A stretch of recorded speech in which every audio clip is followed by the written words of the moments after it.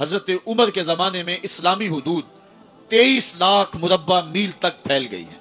मावराउ नहर का इलाका भी फतह हो गया, उधर आर्मीनिया तक पहुंचे। ये थोड़े से अरसे के अंदर अजीमतों की कैसी दास्तां रकम की।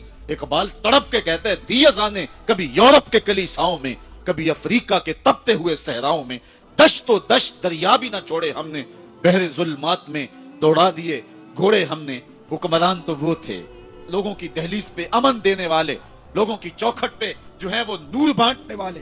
हजरत उमर जिनको तख्ते हुकूमत पे बैठते थे, और उनका तख्त को सोने जबरजत का नहीं था, मस्जिद नबवी की चटाई थी, और सारा दिन वहां बैठ के लोगों की बातें सुनते। और जब रात के अंधेरे गहरे होते, उमर भेस बदल के मदीने की गलियों का गश्त करते। कहा, तुम्हारे घर से धुआं निकल रहा है और बच्चे रो रहे हैं, उनको खाना क्यों नहीं देती? कहने लगी, उमर की जान को रो रही हूं। उमर के पांव तले से जमीन निकल गई। कहा, क्या हुआ? कहा, 3 दिन से हमारे यहाँ खाने के लिए कुछ नहीं है, रोजाना बच्चे रोते हैं, और मैं हंडिया के अंदर पत्थर डाल करके नीचे से आग डालती रहती हूँ कि बच्चे इंतजार कर करके सो जाएंगे। कम वक्त सो भी नहीं रहे, और वो पत्थर पकेंगे भी क्या, और मैं उमर की जान को रो रही हूँ। हजरत उमर का कलेजा दहलने लगा। फौरन पलटे वापस बैतुल माल में आए, घी का एक कनस्तर लिया, आटे की बोरी ली, मिर्च मसाला जात बहुत कुछ उठाया, अपने कंधे पे रखा, बोरी अपनी कमर पे ला दी। उमर बैतुल माल से निकले तो आपके खादम असलम ने देख लिया, आगे बढ़ा, कहा, मेरे आका मैं उठाता हूँ। उमर की आंखों में आंसू है। कहा, असलम कयामत के दिन मेरा बोझ उठा लोगे? कहा, कयामत के दिन तो अपना अपना बोझ उठाना पड़ेगा। कहा, उमर को आज अपना ही उठाने दो। हजरत उमर वो घी का कनस्तर और वो आटे की बोरी सर पे उठाए हैं, और उस खातून के घर जाते हैं और दस्तक देते हैं। वो जब देखती है उसकी जान में जान आ जाती है। कहा, जल्दी जल्दी आटा गूंदो, और उमर सब्जी काटने लग जाते हैं। हजरत उमर रदी अल्लाह ताला अन्हो सब्जी तैयार कर देते, उधर आटा गुंद जाता है, और फिर ऊपर चूल्हा रखा जाता है, चूल्हे के अंदर आग रखी जाती है, वो खाना पकाने लगती है, आग बुझती है। तारीख ने लिखा है, आग बुझने लगती है, उमर झुक करके फूंके मारता है। उमर झुक झुक के फूंके मारता है। खाना पक गया, और बच्चों के सामने खाना रख दिया, बच्चे खा रहे हैं। अब बच्चे रो रो के निढाल हो चुके थे।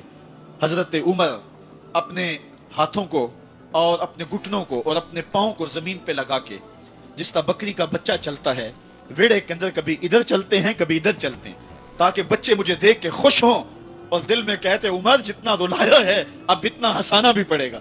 तो कभी उमर अमीरुल मोमिनीन, ये मैं किसी आज के जो है वो लोगों के वोटों पे मुंतखब होने वाले हुक्मरान की कहानी नहीं सुना रहा, मैं उस उमर की कहानी सुना रहा हूं जो 23 लाख मुरब्बा मील का हुक्मरान है, आधी दुनिया का बादशाह है। हजरत उमर जो है जिस तरह बकरी का बच्चा चलता है, इस तरह अपने हाथ और अपने घुटने जमीन पे टेक करके जो है वो इस तरह चलते हैं। बच्चे उमर को देख के मुस्कुराते हैं। जब बच्चे मुस्कुराने लगे तो हजरत उमर ने उस खातून से कहा, बुढ़िया उमर को माफ कर दे। उसने कहा, तू इतनी हमदर्दी क्यों करता है? कहा, उमर बेचारा बड़ा फंसा हुआ है, फिक्र है उसको यरमूक को फुस्तातो हुलवान की, जब फतह है मिस्र तो तैयारी है ईरान की, आते जाते वफद से मुलाकात भी करता होगा, और शब को मालूम हालात भी करता होगा, कांटों में उलझी हुई बेचारे की जान है, नींद उसको भी आती है, आखिर वो इंसान है, मेरी बहन उमर को माफ कर दे। उसने कहा, नाना उमर की बात मेरे सामने न कर, कयामत का दिन होगा, उमर का गिरेबान होगा और मेरा हाथ होगा। जब उसने ये बात कही तो उमर बर्दाश्त न कर सके, बच्चों की तरह बिलक बिलक कर रोने लगे। कहा, वो बदनसीब उमर तेरे सामने है, आज ही कहला जो कहना है, कयामत के दिन मुझे माफ रखना। उसने कहा, तू उमर है? कहा, बदनसीब उमर तेरे सामने खड़ा हूं। मेरे उमर कहते हैं, अगर दजला के किनारे एक बकरी का बच्चा भी प्यासा मर गया, उसका हिसाब भी उमर से लिया जाएगा। एक दिन हजरत उमर बैठ के रो रहे थे, तो किसी ने कहा, हजरत रो क्यों रहे हैं?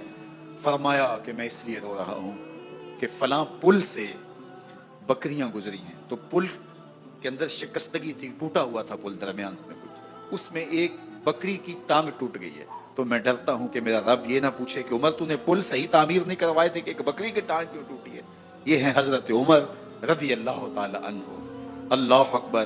तो अल्लाह ताला जल्ला शानहू ने हजरत सैयदना उमर बिन खत्ताब रदी अल्लाह ताला अन्हु से जो काम लिया, मुख्तसर दौरे खिलाफत के अंदर 10 साल 6 माह 4 दिन आपने खिलाफत फरमाई है, लेकिन कहां से चले और यहाँ मकरान तक, बलोचिस्तान का हिस्सा है, यहां तक आपके सल्तनत की हुदूद बसी, उधर आर्मीनिया तक जा पहुंचे, हमस फतह किया, قادسیہ، یرموک، آپ ذرا دیکھیے کہ کہاں تک آپ کی فوجوں کے گھوڑے دوڑتے رہے، اور اللہ تعالیٰ جل شانہ نے ان کو جو توانائی، عدل و انصاف کی قوت عطا فرمائی۔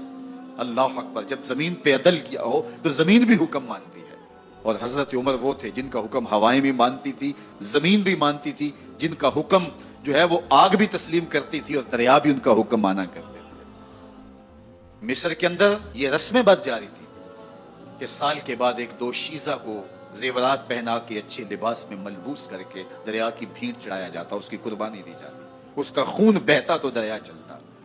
جب مسلمانوں نے مصر فتح کیا تو گورنر نے لکھا کہ اسلام تو اس طرح کی رسوم کی اجازت نہیں دیتا، لیکن خشک سالی ہے، لوگوں کی فصلیں ویران پڑی ہیں، تو حضرت کیا کیا جائے؟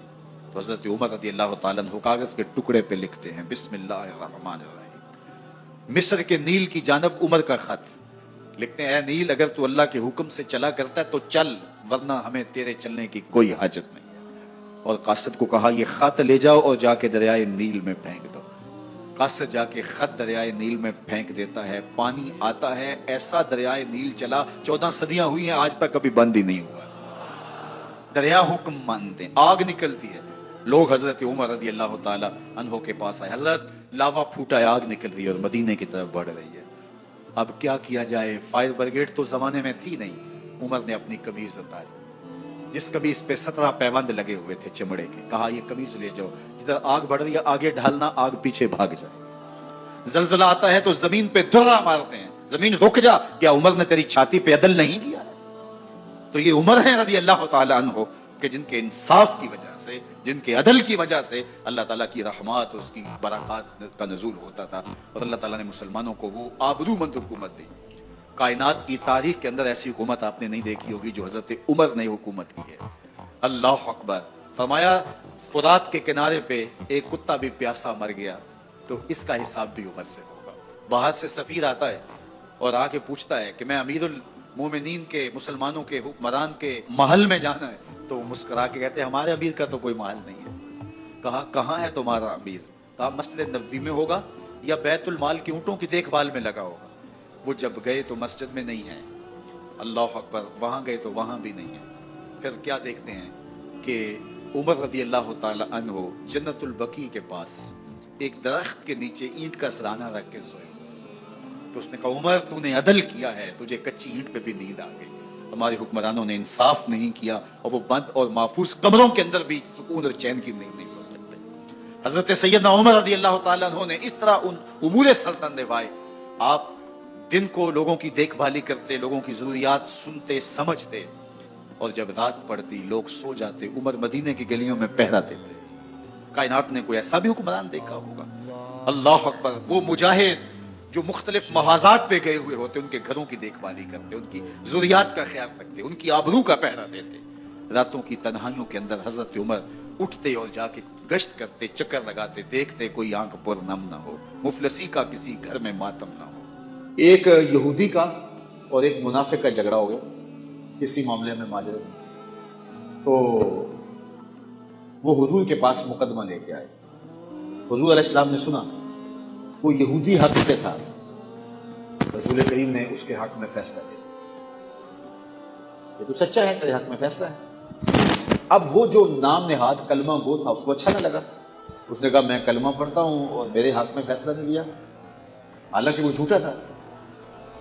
اس نے اس یہودی کو کہا حضور کے دربار سے باہر نکل کے کہ میں اس مقدمے کا فیصلہ حضرت عمر سے کروانا ہے۔